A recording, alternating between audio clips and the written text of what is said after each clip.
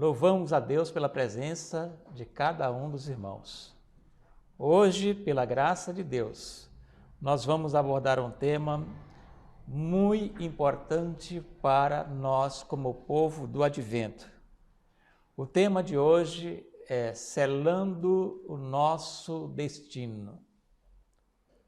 É interessante nós considerarmos o que está escrito sobre esse tema, à luz da Bíblia e do espírito de profecia, selando o nosso destino. E está subordinado ao capítulo 9 do livro do profeta Ezequiel. Eu quero ler aqui alguns versículos, do versículo 1 até o versículo 7. Então ouvi que gritava em alta voz, dizendo: chegai-vos, vós executores da cidade, cada um com a sua arma destruidora na mão. Eis que vinham 6 homens a caminho da porta superior que olha para o norte, cada um com a sua arma esmagadora na mão. E entre eles, certo homem vestido de linho com o estojo de escrevedor à cintura. Entraram e se puseram junto ao altar de bronze. A glória do Deus de Israel se levantou do querubim sobre o qual estava, indo até a entrada da casa. E o Senhor clamou ao homem vestido de linho, que tinha o estojo de escrevedor à cintura, e lhe disse: passa pelo meio da cidade e pelo meio de Jerusalém, e marca com um sinal a testa dos homens que suspiram e gemem por causa das abominações que se cometem no meio dela. Aos outros disse, ouvindo eu: passai pela cidade após ele, e sem que os vossos olhos poupem, e sem que vos compadeçais, matai. Matai velhos, a moços, e a virgem, a criança e a mulher, até exterminá-lo. Mas a todo homem que tiver o sinal, não vos chegueis. Começai pelo meu santuário. Então começaram pelos anciãos que estavam diante da casa. E ele lhes disse: contaminai a casa, enchei de mortos os átrios e saí. Saíram e mataram na cidade. Amém. Irmãos, esses textos, à luz da profecia, nós encontramos aqui uma profecia para os últimos dias. E esta profecia, ela está envolvendo todos nós que estamos nesta geração. Aqui está justamente uma mensagem onde fala sobre o selamento de nosso destino. Milhares de pessoas vivem hoje como se nada fosse acontecer no futuro. E é triste dizer que também muitos religiosos de nossa época vivem como se nada fosse acontecer de extraordinário no mundo. No livro Testemunho Seleto Mundial, volume 2, Ellen White, inspirada pelo Espírito Santo, ela escreveu o seguinte: Jesus está prestes a deixar o propiciatório do santuário celestial, a fim de envergar as vestes de vingança e derramar sua ira em juízo sobre aqueles que não corresponderam à luz que Deus lhe deu. Visto como se não executa logo o juízo sobre a má obra, por isso o coração dos filhos dos homens está inteiramente disposto para praticar o mal. Esse verso está em Eclesiastes, capítulo 8, versículo 11. Em vez de se enternecerem pela paciência e longanimidade que o Senhor tem exercido para com eles, os que não temem a Deus, nem amam a verdade, fortalecem o coração no mau caminho. Há, porém, limites até para a longanimidade de Deus, e muitos estão ultrapassando tais limites. Sobrepujaram os limites da graça e, portanto, Deus deve intervir e reivindicar a sua honra. Irmãos, eu quero dizer para os irmãos que, à luz desse texto, Deus está para sair do santuário, envergar as suas vestes de justiça e derramar o juízo sobre a terra. Segundo a Bíblia, no livro de Eclesiastes, versículo 11, nós acabamos de ler, diz que porque não se executa logo o juízo, as pessoas estão esbanjando e aumentando o mal sobre a terra. Nós percebemos que a terra, cada dia que passa, ela vai mais para longe de Deus. Os homens estão cada vez se desviando do mar de Deus e da justiça. Está aumentando cada dia o pecado a pecado no mundo.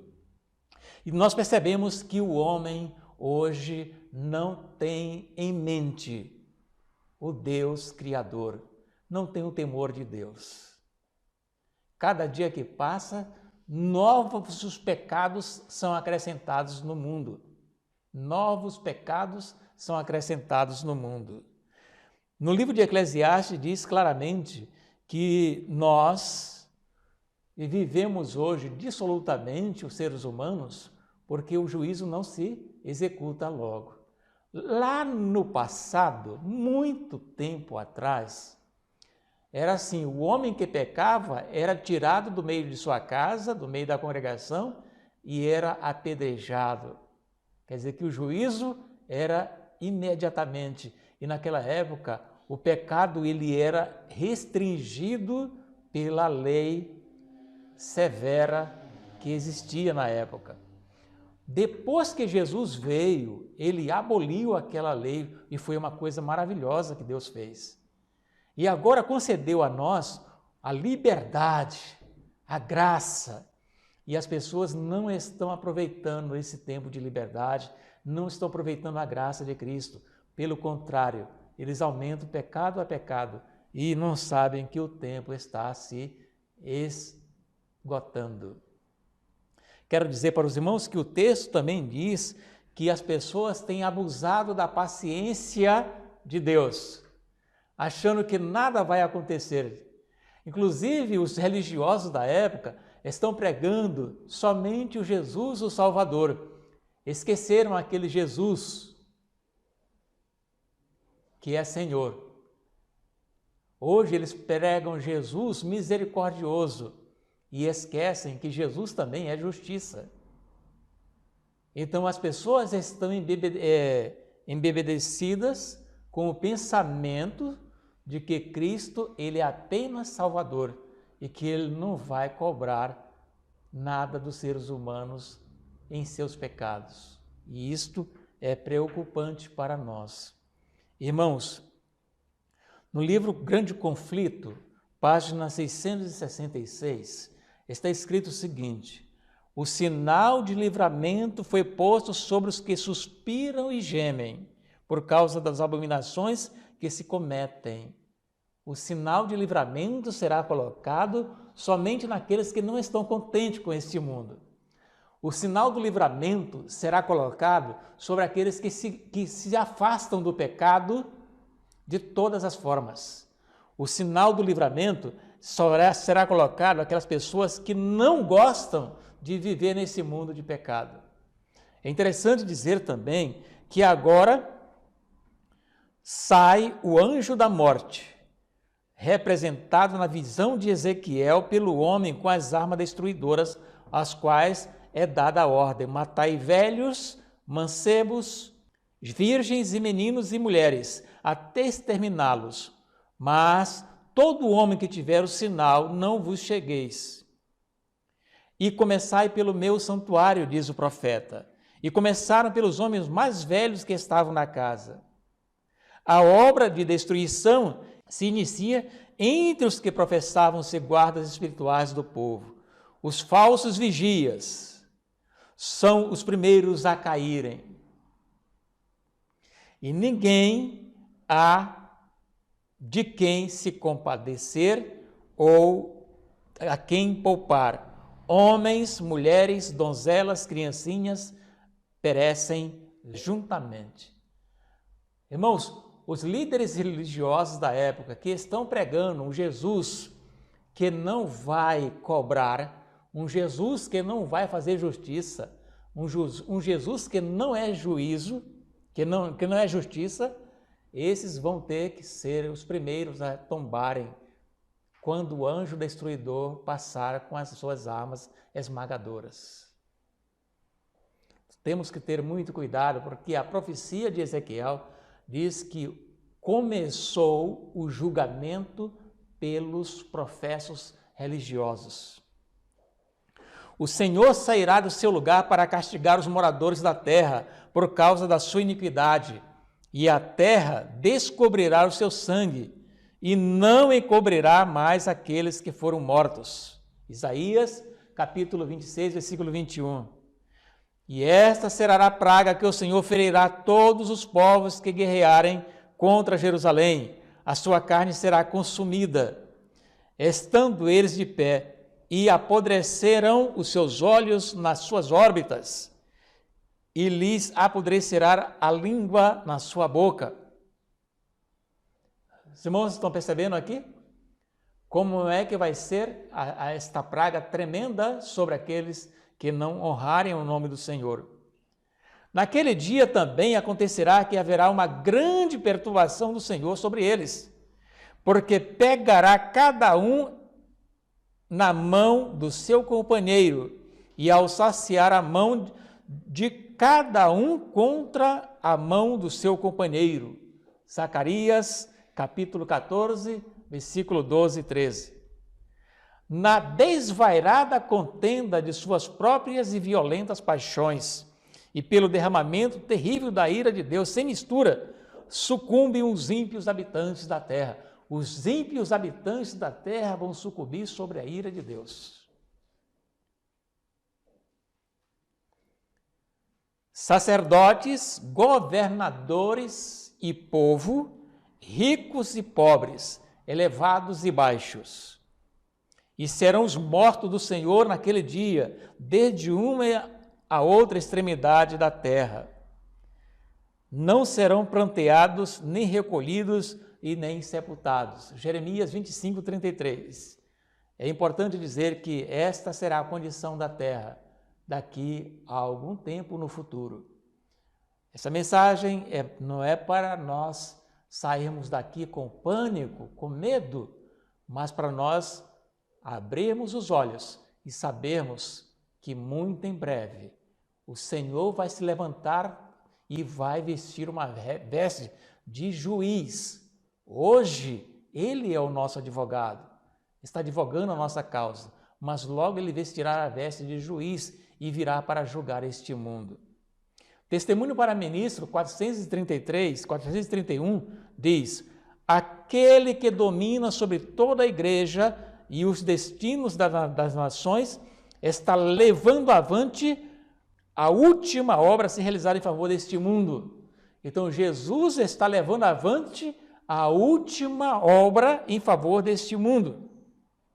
A seus anjos ele dará a incumbência de executar os seus juízos. Despertem os ministros, compreendam a situação. O apelo de Deus é para que os ministros compreendam a situação. A obra do julgamento começa no santuário, e eis que vinham 6 homens a caminho da porta alta, que olha para o norte, e cada um com a sua arma destruidora na mão, e entre eles um homem vestido de linho, com um tinteiro de escrivão à sua mão. Entraram e se puseram junto ao altar de bronze. Está lá no livro de Ezequiel, capítulo 9, versículo 2 a 7. A ordem é: matai velhos, mancebos, virgens, meninos e mulheres, até exterminá-los, mas a todo aquele que tiver o sinal, não vos chegueis. Então somente será poupado da destruição deste mundo aqueles que tiverem o sinal do Senhor, sinal de livramento, sinal de salvação. Queridos, logo serão pronunciadas essas palavras: ide, derramai sobre a terra 7 saraivas da ira de Deus. Então, quando Jesus sair do santuário, quando ele terminar a sua obra de investigação, ele vai dar ordem para que os anjos 7 derramem uma taça, cada um a sua taça de praga, de ira sobre esta terra. Um ministro de vingança declara: e ouvi o anjo das águas que dizia: justo és tu, ó Senhor, que és e que eras e santo és, porque julgaste essas coisas. Esses seres celestiais, ao executarem o mandato de Deus, não fazem pergunta, fazem o que lhe é ordenado. Jeová dos exércitos, o Senhor Deus Todo-Poderoso, o justo, o verdadeiro e santo, dá-lhe uma obra a fazer. Com indeclinável fidelidade, saem eles vestidos de linho branco e puro, tendo o peito cingido com cinto de ouro. E, uma vez cumprida sua tarefa, ao ser derramada a última taça da ira de Deus, voltam eles e depositam a taça vazia aos pés do Salvador. Então esses anjos, eles vão derramar a taça. Nem todos os homens conhecem isso. Somente alguns que estão na terra conhecem o pormenor dessas pragas. Quero dizer para os irmãos que os governantes nada sabem disso. Os governantes de hoje nada conhecem acerca dessas pragas. Portanto, eles levam as nações a viverem como se não fosse existir nada, não fosse acontecer nada de ruim com este globo. Mas a profecia diz claramente que vai vir e não vai tardar. No livro de Efésios, capítulo 1, versículo 13, diz a palavra de Deus: em quem também vós estáis, depois de ouvirdes a palavra da verdade, o evangelho da vossa salvação, e tendo nele também crido, fostes selados com o Espírito Santo da promessa. Esse texto está dizendo, irmãos, que nós temos hoje o privilégio de ter a salvação. Hoje nós poderemos ser selados com o Espírito Santo da promessa, ter a oportunidade. No capítulo 4, versículo 30, tem um apelo que o apóstolo Paulo faz a todos nós: e não entristeçais o Santo Espírito de Deus, no qual foste selado para o dia da redenção. Nós temos que ter muito cuidado com as nossas atitudes, a nosso comportamento hoje, que a qualquer momento nós, por falta de conhecimento, ou por negligência, ou por um descuido, nós poderemos entristecer o Espírito Santo, que tem apelado anos após ano para a nossa consciência. Queridos, uma pergunta vem agora: o que é o selo de Deus? O que é esse selo que está no livro de Ezequiel 9? É interessante dizer para todos os nossos queridos irmãos: logo que o povo de Deus estiver selado na fronte, não é algum selo ou marca que pode ser vista, mas a consolidação da verdade, tanto intelectual como espiritualmente, de modo que não possam ser abalados. O que é o selo? O selo é justamente a consolidação da verdade na nossa mente. Então, quando a verdade do Senhor for consolidada em nossa mente, nós não vamos ser abalados com nenhum vento de doutrina, com nenhum engano do inimigo. Nós estaremos sempre firmes. Outro ponto que eu acho muito importante falar é que logo que o povo de Deus estiver selado e preparado para a sacudidura, ela ocorrerá. Na realidade, a sacudidura já começou. É importante dizer que a consolidação da verdade é o selo de Deus. O selo de Deus vivo é colocado nos que guardam conscienciosamente o sábado do Senhor. O selo do Deus vivo é colocado nos que guardam conscienciosamente o sábado do Senhor. Então, nós precisamos ter uma compreensão mais clara acerca dos mandamentos de Deus e um cuidado todo especial com o quarto mandamento, que é o sábado. Não fazendo nele a nossa vontade, não falando as nossas próprias palavras, não vivendo como se o sábado fosse um dia comum ou qualquer. Irmãos, o dia de sábado é um dia tão sagrado que mesmo que nós estejamos cansados de qualquer outra atividade, nós devemos ir à igreja. adorar a Deus. Temos que ter muito cuidado. Tem muitos cristãos que acham que o sábado ficou para ser um dia de descanso e ficam em casa descansando. O sábado ficou para um dia de adoração. O sábado é um dia de adoração. Temos que ter muito cuidado, queridos irmãos. O selo do Deus vivo é colocado nos que guardam conscienciosamente o sábado do Senhor. Os que querem ter o selo de Deus na testa precisam guardar o sábado do quarto mandamento. A verdadeira observância do sábado é o sinal de lealdade a Deus. É um sinal de lealdade a Deus. Queridos, de todos os 10 preceitos, só o quarto contém o selo do grande legislador, Criador dos céus e da terra. A observância do memorial do Senhor, o sábado instituído no Éden, o sábado do 7º dia, é a nossa prova de lealdade a Deus. Temos que ter cuidado. O anjo destruidor vai passar e todo aquele que não tiver o sinal vai ser o quê? Destruído. Isso aqui é importante, queridos. Ellen White diz que nem todos aqueles que professam guardar o sábado serão selados. Nem todos aqueles que professam guardar o sábado serão selados. E será muito triste a pessoa andar 50, 60, 70 anos na igreja, guardando o sábado, dizendo que está guardando o sábado e não receber o selo, que é a consciência de guardar os mandamentos de Deus, especialmente o sábado.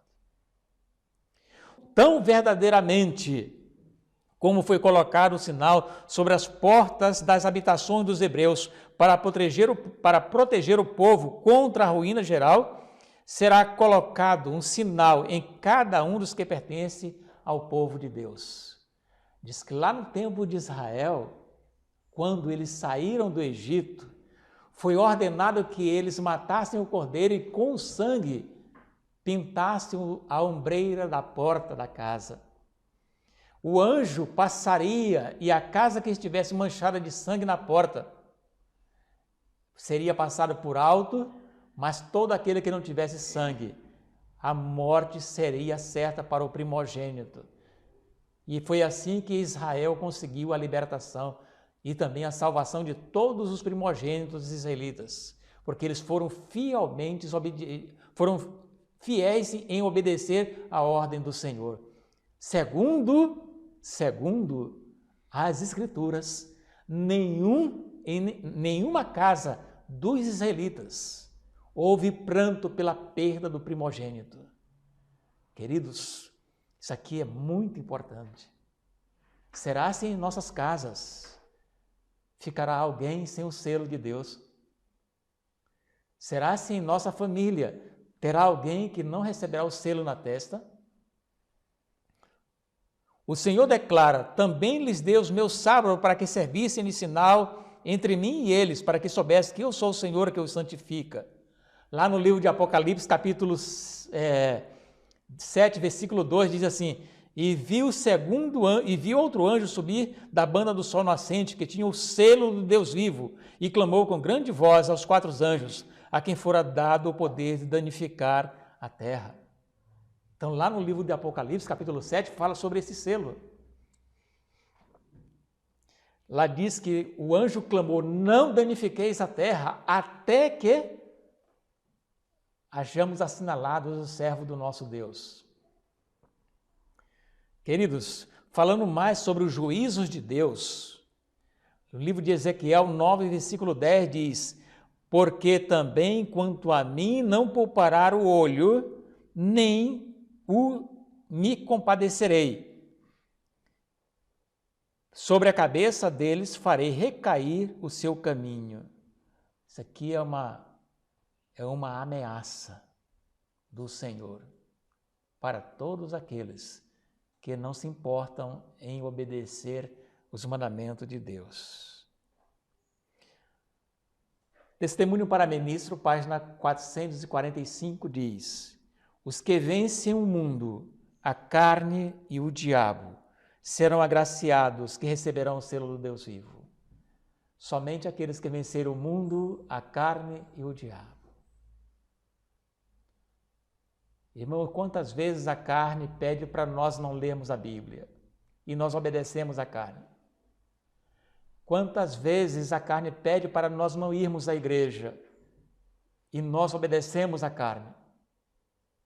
Quantas vezes a carne pede para nós não fazermos oração e nós obedecemos a carne? Quantas vezes a carne pede para nós não jejuarmos e nós obedecemos a carne?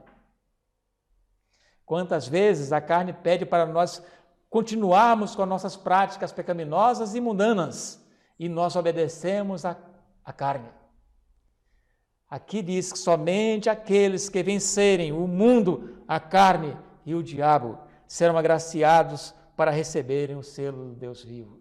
Aqueles cujas mãos não são limpas, cujo coração não é puro, não terá o selo do Deus vivo.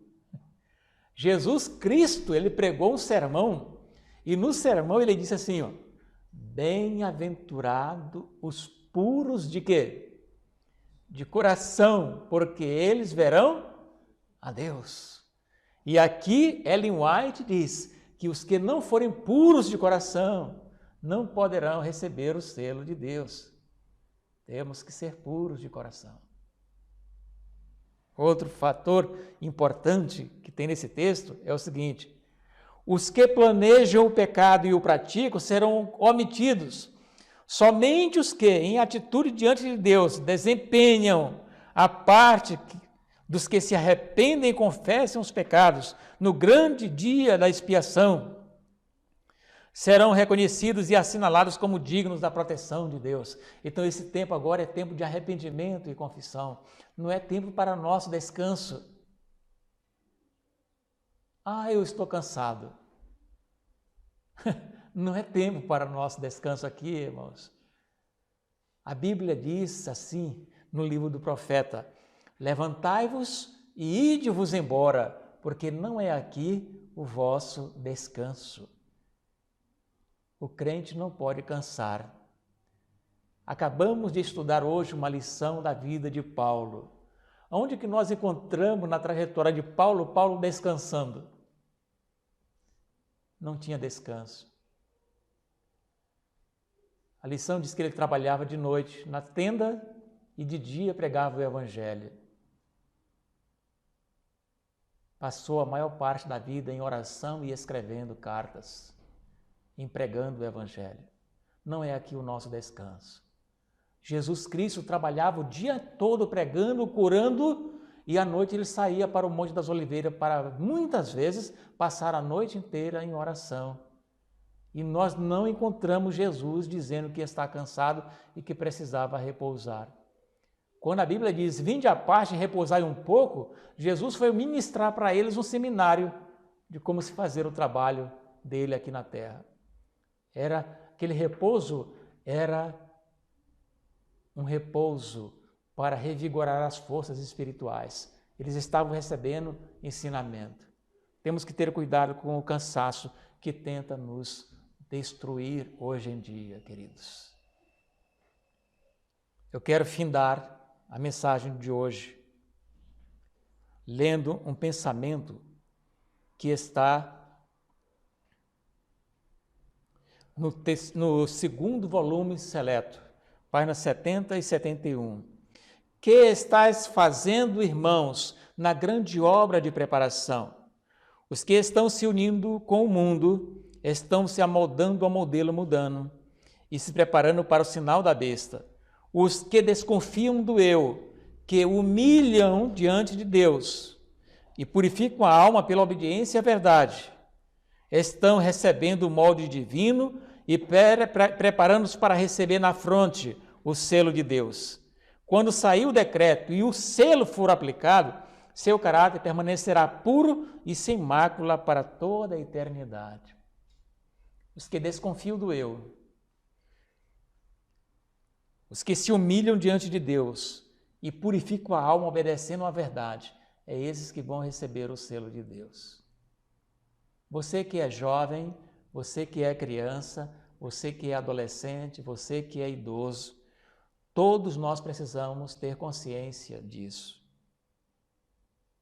Agora é o tempo de prepararmos. O selo de Deus jamais será colocado à testa de um homem ou mulher impuros. Jamais será colocado à testa de um homem ou mulher cobiçosos ou amantes do mundo. Jamais será colocado à testa de homens ou mulheres de língua falsa e coração enganoso. Todos os que recebem o selo devem ser imaculados diante de Deus, candidatos para o céu. Pesquisai as Escrituras por vós mesmos, para que possais compreender a terrível solenidade do tempo presente. A própria vida não deve ser comprada com o preço da falsidade. Por uma palavra, um gesto da cabeça, os mártires poderiam ter negado a verdade, salvando a vida, concordando em lançar sobre o altar do ídolo uma simples pitada de incenso.